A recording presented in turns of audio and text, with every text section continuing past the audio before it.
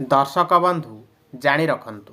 1 number Chanakya नीति अनुसार जो पुरुष स्त्री लोकंकर संतान आज्ञाकारी होइथांती सेमाने निज जीवन रे भाग्यवान और धनवान स्वभावर होइथांती। 2 नंबर जो महिला मानकर देखिबे ओठ उपरे हालका बाल रही थाए सेमाने स्वभाव रे सद्गुण धार्मिक और दानपुण्य एवं भाग्यशाली होइथांती। 3 नंबर जो पुरुष महिला मानकर हाथ पापुलीर मझि अंश उच्चा होइथाए सेमाने दानी दयालु एवं धार्मिक स्वभावर होइथांती। 4 नंबर जो पुरुष लोकंकर पिठी मजबूत एवं कइंछ सदृश्य होइथाए सेमाने भाग्यवान और धनवान स्वभावर होइथांती। 5 नंबर जो पुरुष लोकंकर पेट मांसाल एवं गोलाकार होइथाए सेमाने भाग्यवान और धनवान स्वभावर होइथांती। 6 नंबर जो पुरुष लोकंकर दुईटी जाक जंघ मोटा मजबूत एवं मांसाल होइथाए सेमाने भाग्यवान और धनवान स्वभावर होइथांती। 7 नंबर जो पुरुषंकर पादर काणी आंगुठी बुढ़ा आंगुठी ठारू बड़ होइथाए सेमाने निज जीवन रे धनशील व्यक्ति भाव रे साब्यस्त होइथांती। 8 नंबर जो पुरुषंकर दुईटी जाक पाद तल कोमल एवं मांसाल होइथाए सेमाने निज जीवन रे समस्त प्रकार सुख सौभाग्य प्राप्त करिथांती। 9 नंबर जो महिला मानकर दुईटी जाक पाद तल कोमल एवं सुंदर होइथाए एवं पादरू आदौ झाड़ बाहरु नथाए सेमाने भाग्यशाली महिला होइथांती। 10 नंबर जो महिला मानकर दांत एक समान होइथाए एवं कंठ कोइली परी सुमधुर होइथाए सेमाने अत्यंत भाग्यशाली महिला होइथांती। 11 नंबर जो महिला मानकर दुईटी जाक कान कोमल एवं सुंदर एवं एक समान होइथाए सेमाने भाग्यशाली महिला होइथांती एवं दुर्भाग्य को सौभाग्य रे परिणत करिथांती। 12 नंबर जो महिला मानकर मुंडर बाल चिकण चमकदार सुंदर सुस्थ होइथाए सेमाने भाग्यशाली महिला होइथांती एवं जीवन रे समस्त सुख सौभाग्य प्राप्त करिथांती।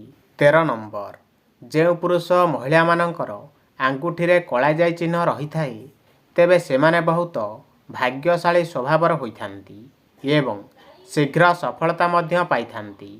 14 नंबर जो लोकंकर नाक मोटा होइथाए सेमानंकु कथा कहिबार कौशल जଣା थाए एवं अति शीघ्र समाज रे मान सम्मान प्राप्त करिथांती। 15 नंबर देखिबे जो लोकंकर नाक ऊपर को उठिकी रही थाए सेमाने हृदयवान स्वभावर होइथांती एवं केबे भी सहजरे अन्य मानक उपरे विश्वास करिनथांती। 16 नंबर जो लोकंकर नाक सीधा होइथाए सेमाने सीधा साधा स्वभावर होइथांती एवं प्रत्येक कार्य को शांति उपाय करने को पसंद करिथांती।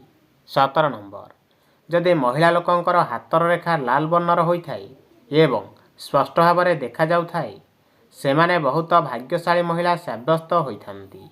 18 नंबर जदि पुरुष लोकंक गालरे कला जाई रही थाए तेबे यह सेमानंक पई बहुत अशुभ होइथाए किंतु जदि महिला लोकंक गालरे कला जाई चिन्ह रही थाए तेबे यह सेमानंक पई बहुत शुभ होइथाए।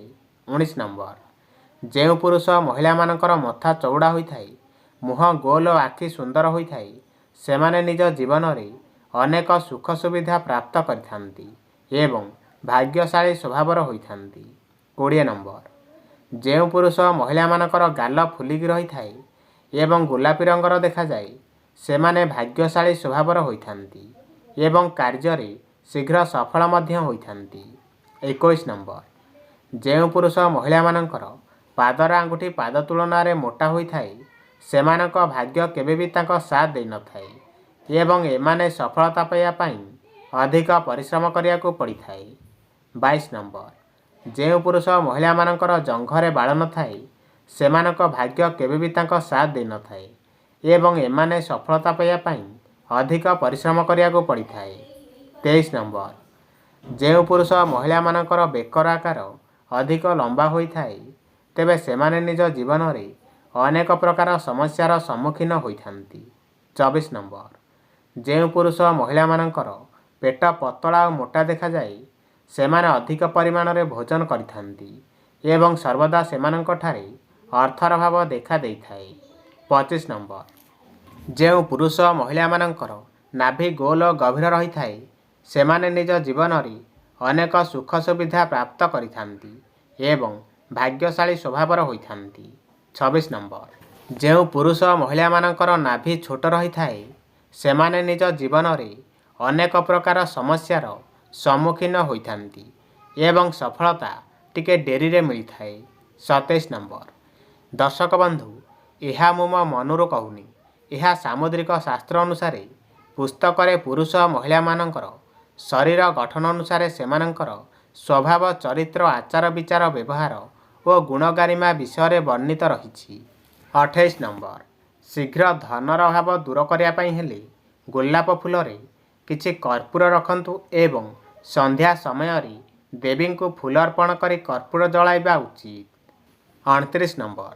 ଯେଉଁ ଲୋକଙ୍କର ଆର୍ଥିକ ସମସ୍ୟା ଲାଗି ରହୁଥାଏ ମନେ ରଖିବେ ସେମାନେ ରାତିରେ ଭାତ, ଦହି ଏବଂ ଛତୁଆ ଖାଇବା ଉଚିତ ନୁହେଁ। ଏହାଦ୍ୱାରା ଅଭାବ ଅସୁବିଧା ଲାଗି ରହିଥାଏ। 30 ନମ୍ବର। ଘରେ ରାତିରେ ଶୋଇବା ପୂର୍ବରୁ କେବେ ପାଦ ଧୋଇ ହୋଇ ଶୋଇବା ଉଚିତ ନୁହେଁ, କାରଣ ଏହା ଅଶୁଭ ହୋଇଥାଏ ଏବଂ ଧନହାନି ମଧ୍ୟ ହୋଇଥାଏ। ପ୍ରଶ୍ନ, ମହାଭାରତରେ ଅର୍ଜୁନଙ୍କର ପୁତ୍ରର ନାମ କ'ଣ?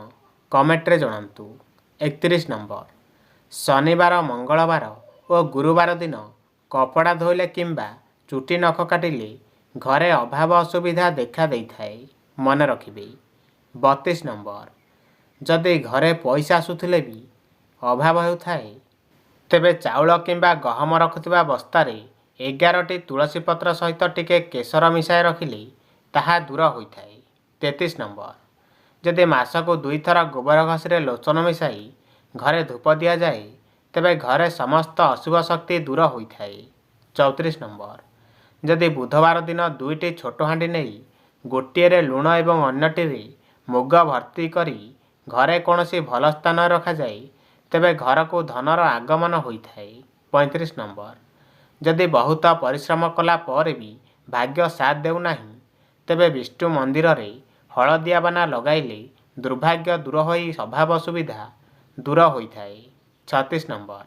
ଯଦି କୌଣସି ଲୋକ ଅତ୍ୟଧିକ ଆର୍ଥିକ ସମସ୍ୟାରେ ପଡ଼ିଥାଏ ତେବେ କୌଣସି ମନ୍ଦିର ଯାଇ 2ଟି କଦଳୀ ଗଛ ଲଗାଇଲେ ତାହା ଦୂର ହୋଇଥାଏ।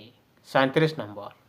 ଯଦି ଘରେ ଧନର ଅଭାବ ହେଉଥାଏ ତେବେ ଗୋଟିଏ ମାଟି କଳସରେ ଲାଲ କପଡ଼ାରେ କଏନ୍ ବାନ୍ଧି ଏବଂ କିଛି ଚାଉଳ ଭର୍ତ୍ତି କରି ଘରର ଉତ୍ତର ପଶ୍ଚିମ କୋଣରେ ରଖିଲେ ତାହା ଦୂର ହୋଇଥାଏ। 38 ନମ୍ବର। ସକାଳୁ ଶୁଦ୍ଧ ଭାବେ ଲକ୍ଷ୍ମୀ ଗଣେଶଙ୍କ ପାଖରେ 2ଟି ନଡ଼ିଆ ନାଲି କପଡ଼ାରେ ଗୁଡ଼ାଇ ପୂଜା କରି ଗୋଟିଏ ନଦୀରେ ଅର୍ପଣ କଲେ ଏବଂ ଅନ୍ୟଟି ପଇସା ରଖୁଥିବା ସ୍ଥାନରେ ରଖିଲେ ଧନ ବୃଦ୍ଧି ହୋଇଥାଏ। 39 ନମ୍ବର। ଯଦି ଶୁକ୍ରବାର ଦିନ ସ୍ୱାମୀ ସ୍ତ୍ରୀ ଉଭୟ ଲକ୍ଷ୍ମୀଙ୍କୁ ପୂଜା କରି ଅନ୍ନ ଭୋଗ କରି ପକ୍ଷୀକୁ ଖୁଆଇଲେ ସମକଳହ ଏବଂ ଅଭାବ ଅସୁବିଧା ଦୂର ହୋଇ। 40 ନମ୍ବର। ଶୁକ୍ରବାର ଦିନ 2ଟି ମୟୂର ପଙ୍ଖ ନାଲି କପଡ଼ାରେ ରଖି ଲକ୍ଷ୍ମୀଙ୍କ ପାଖରେ ପୂଜା କଲେ ଏବଂ ତାକୁ ପର୍ସ କିମ୍ବା ପଇସା ରଖୁଥିବା ସ୍ଥାନରେ ରଖିଲେ ଅଭାବ ଅସୁବିଧା ଦୂର ହୋଇଥାଏ।